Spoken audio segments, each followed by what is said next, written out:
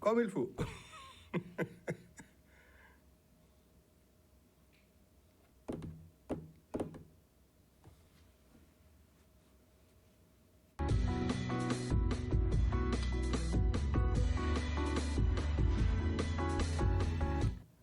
Mesdames, Messieurs, amis téléspectateurs, bonjour.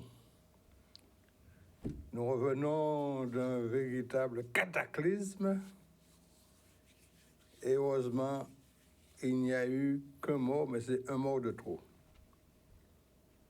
Dame Nature a fait son œuvre et a démontré à quel point que nous devrions nous-mêmes comprendre qu'il y a des choses que nous faisons et que nous devons arrêter de faire. Il est évident que la misère oblige les gens à faire certaines choses. Les moyens financiers, quand ça manque, on est obligé de faire avec le peu qu'on a. Je parle ici là des problèmes de logement. Les gens qui se sont installés dans des endroits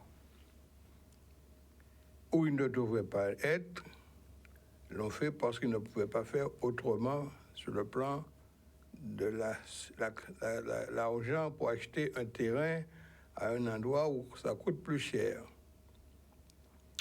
Mais il y a aussi le fait que il y a certaines constructions qui ont été réalisées dans les normes d'une époque donnée. Ensuite, les normes ont été modifiées, mais les personnes qui étaient déjà installées en ayant fait des investissements attendaient au moins qu'on les encourage à partir en leur apportant un peu de financement. Vous connaissez ici maintenant, il n'y a aucune banque qui soit une banque guadeloupéenne. Toutes les banques qui sont ici, ce sont des banques de métropole avec une représentation locale. Avant, il y avait la Banque de la Guadeloupe, qui était une banque guadeloupéenne. Il y avait la banque qui est devenue BFC par la suite. Et c'était le crédit guadeloupéen même était une banque guadeloupéenne parce que c'est une coopérative, c'est une banque coopérative. Mais quand il y a eu des modifications au niveau des textes européens, il y a eu des regroupements qui se sont faits et des capitaux sont arrivés et les banques guadeloupéennes sont passées sous des capitaux de métropole. Alors, ce qui veut dire que la banque antillaise, dont je cherchais le nom tout à l'heure, était présidée par M. Alexis. Ensuite, la Banque de la Guadeloupe, c'était une banque qui était gérée avec des capitaux guadeloupéens, notamment les capitaux des usiniers. Mais il y avait quand même une décision guadeloupéenne qui se faisait, qui se prenait, et on pouvait s'arranger entre nous. Mais depuis, les choses ont changé et on doit faire face à cela. Alors, il y a des capitaux importants qui sont dans certaines banques guadeloupéennes par des entreprises guadeloupéennes et martiniquaises. Et il est évident que ces personnes qui ont déjà un gros capital ont plus de possibilités d'obtenir des prêts pour faire autre chose, pour enrichir encore leur capital, que le petit artisan qui vient avec ses bonnes commandes, etc. On lui dit, d'accord, vous avez des bonnes commandes, mais où est votre trésorerie? Et on arrive même à considérer que ces petits artisans sont des mauvais gestionnaires alors qu'ils n'ont pas les fonds requis pour faire évoluer leur entreprise. On les considère comme mauvais gestionnaires et on leur fait comprendre qu'on ne peut pas les encourager et les soutenir dans leurs projets.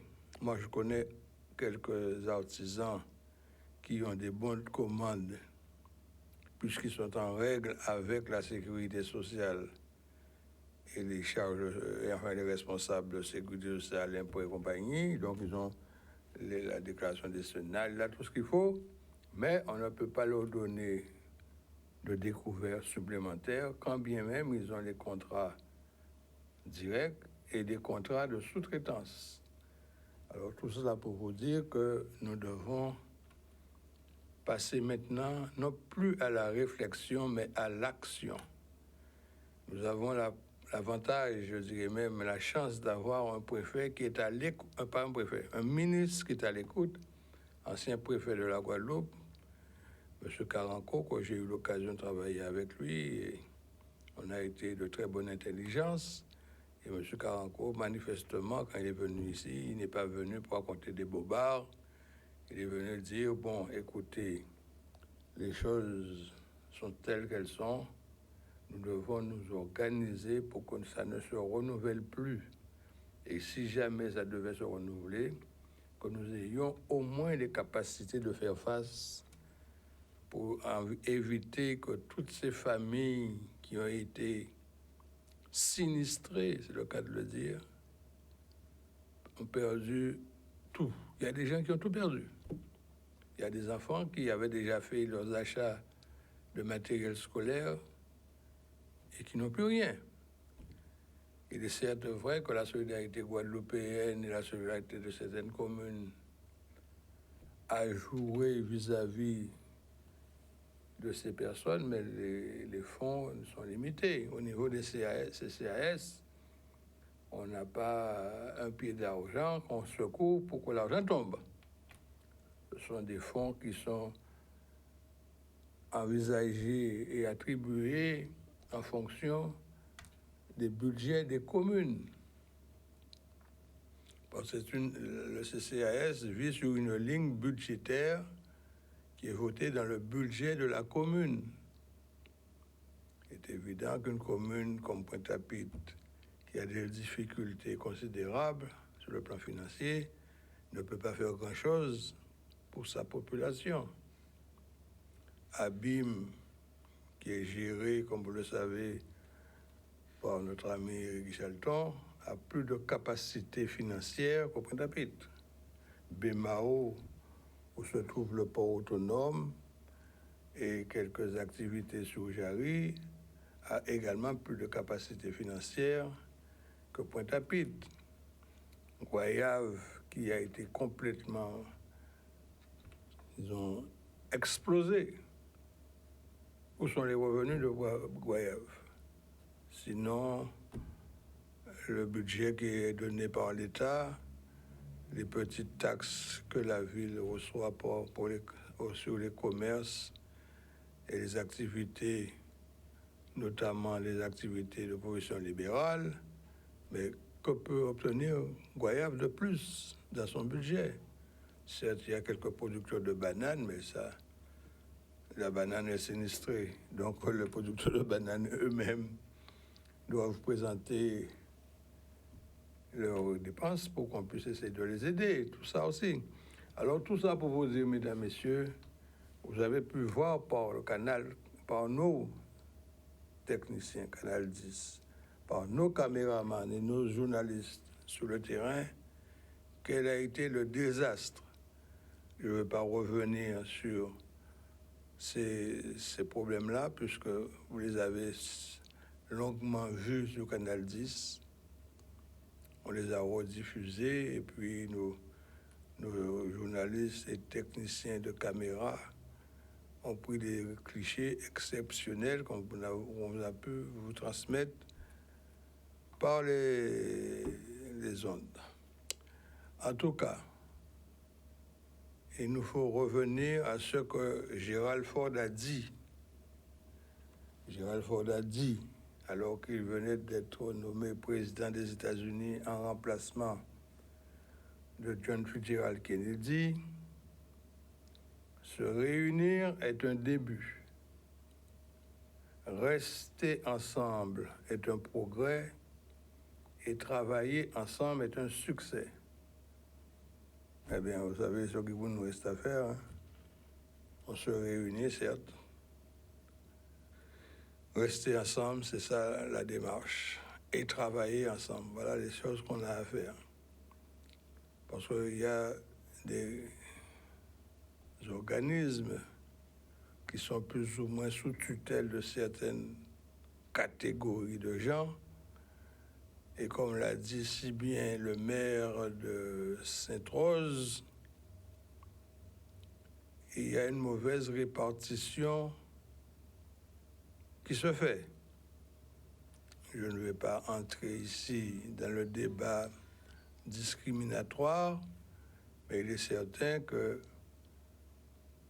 si on a 100, il faut pouvoir partager le 100 entre tous ceux qui peuvent obtenir quelque chose. On ne peut pas donner à un seul 50 et sur la moitié, on donne 50 pour tout le monde. Non. Il faut que ça soit légalement distribué. Je fais confiance à monsieur le ministre Karanko, qui est venu ici dire sa volonté de faire avancer les choses dans le cadre de la loi. Et quand nous parlons du cadre de la loi, il faut se rappeler que depuis 1946, nous sommes département de France et que les textes de 1946 prévoyaient bien que tous les textes nouveaux devaient intégrer les départements d'outre-mer et insérer dans les textes l'exécution de ce qui est décidé pour la France depuis 1946. Et jusqu'à présent encore, il y a des situations, je ne veux pas utiliser le mot discriminatoire, mais c'est le mot. Nous sommes discriminés parce que tout ce qui est accordé à l'administré métropolitain, nous ne l'avons pas.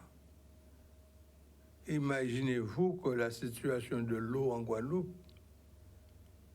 par la contamination à la chlordécone, n'aurait pas pu se développer en France, puisque le produit qui a été utilisé en Guadeloupe était interdit pour la France et donc pour les Outre-mer.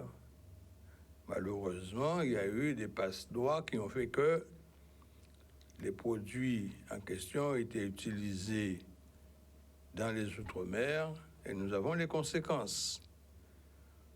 Il est évident que nous sommes département de France, mais il y a certains métropoles qui croient que nous sommes toujours en colonie, qui peuvent faire n'importe quoi.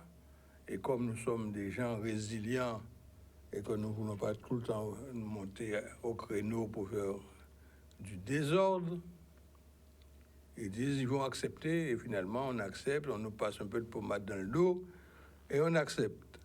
Mais nous ne pouvons plus accepter, c'est fini ça.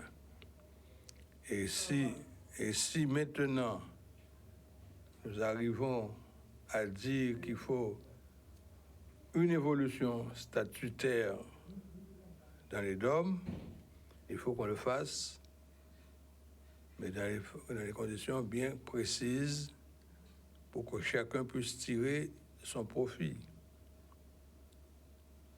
On ne peut pas dire, après ce qui vient de se passer là, que nous nous séparons de la France. Avec ce cataclysme qui vient de nous tomber sur le dos là, s'il n'y a pas la France derrière pour nous apporter des financements pour essayer de colmater les brèches, que ferions-nous? Nous, à ceux qui on attendrait. Pour le moment, on ne sait pas. Mais il est certain que maintenant, on sait que la solidarité nationale va jouer, peut-être pas autant qu'on aurait pu le souhaiter, mais la solidarité nationale va jouer. Alors que si nous n'étions pas dans la France, il n'y aurait pas eu de solidarité du tout. Voilà ce que je voulais vous dire aujourd'hui, mesdames, messieurs.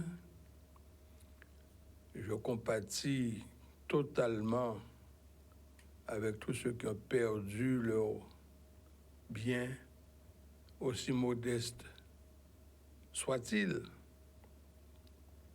Mais ils avaient déjà un petit patrimoine. Quand vous voyez que vous avez perdu tous vos meubles, pas même une couche pour dormir, ou pas un matelas engorgé d'eau. Donc, vous avez perdu. Vous avez perdu un petit capital, mais vous l'avez perdu quand même. C'était un petit capital, mais vous l'avez perdu. Alors les assurances vous diront, nous sommes prêts à aider les assurés, mais il se trouve que tout le monde n'est pas assuré. Et d'où la nécessité que la Société internationale agisse et agisse vite. Autrement, nous allons nous en trouver dans une situation de détresse, de misère à peine imaginable. Nos enfants doivent retourner à l'école. Le nécessaire est déjà fait en partie au niveau de l'éducation nationale. Les écoles sont plus ou moins opérationnelles. Il manque certaines choses, mais au moins on a fait la démarche de mettre les écoles en état. Il faut remercier les autorités de l'éducation en Guadeloupe et également sous la tutelle d'un préfet qui fait le maximum. Oui, quand vous êtes dans une situation de détresse telle que tout le monde vous appelle et tout le monde veut être soutenu en même temps, on a vu le cas de Rivière-des-Pères à Basse-Terre où les gens disent qu'ils ont été laissés pour compte. Et c'est là où il y a eu un mort. C'est là où il y a eu véritablement un cas de désespoir même, parce que la case en question a été emportée par les eaux en furie et le locataire ou le propriétaire de cette case est parti, on ne sait plus où il se trouve, puisqu'il est parti, il est disparu. Alors, ce qui veut dire que si les démarches avaient été prises pour le mettre à l'abri avant l'événement, il serait parmi nous. Il ne faut pas condamner les communes qui ont pu faire ce qu'elles pouvaient, mais il est certain que nous devons être rigoureux et nous ne devons plus accepter les détournements des textes. Si vous ne pouvez pas obtenir un titre de construction, un permis de construire, pas chercher des train. Évitez ça, pas faire ça quand même. Mais ça annule un peu tout ce que je viens de dire auparavant, que s'il n'y a pas les moyens financiers pour acheter un terrain dans un lieu qualifié, on est obligé de faire. Là, on peut acheter. Et là, on peut, voire même installer un KB sans autorisation. Je dis qu'il ne faut pas le faire. Mais en désespoir de cause, on fait ce qu'on peut. Voilà, mesdames, messieurs, ce que je voulais vous dire aujourd'hui dans le cadre du Forum libéral. Je rappelle, pour ceux qui ne le savent pas, que l'Union des professions libérales de la Guadeloupe regroupe les médecins, les avocats, les ingénieurs, les architectes, les compagnies d'assurance, et que bien entendu, nous sommes là pour vous orienter en fonction de vos demandes vers les personnes les mieux qualifiées. Nous avons reçu ici la CAPEB. La CAPEB, c'est une confédération des artisans, donc les artisans sont là aussi pour apporter leur contribution. Les matériaux vont coûter plus cher, incontestablement, mais il faut savoir aussi que mieux vaut gagner 5 au lieu de ne gagner rien du tout. Prudence sur les routes, nous avons été prévenus que nous sommes en orange pour vent et eau. nous redoublons nos précautions, redoublons notre sécurité pour que la semaine prochaine, je n'ai pas venir vous dire encore qu'il y a eu un désastre et que des gens sont partis et qu'on ne les a pas retrouvés. Bon week-end à vous tous, prudence sur les routes. Et on essaie de se retrouver samedi prochain en bon état. Bon week-end à tous.